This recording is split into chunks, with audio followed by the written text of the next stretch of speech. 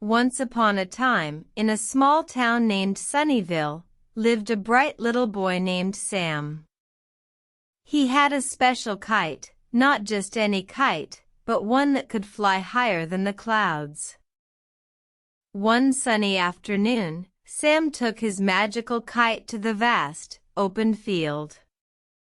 He ran as fast as his little legs could carry him, letting the kite dance in the wind. As he launched the kite, it soared into the sky, leaving a trail of colorful rainbows behind. Sam watched in awe as his kite disappeared among the fluffy white clouds.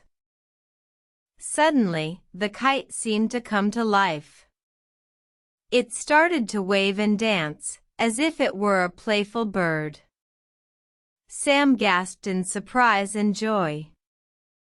The kite flew higher and higher, taking Sam on an adventure he would never forget. He saw the world from a bird's-eye view, with the sun setting in a blaze of orange and red. As the kite began to descend, Sam realized he had learned something valuable.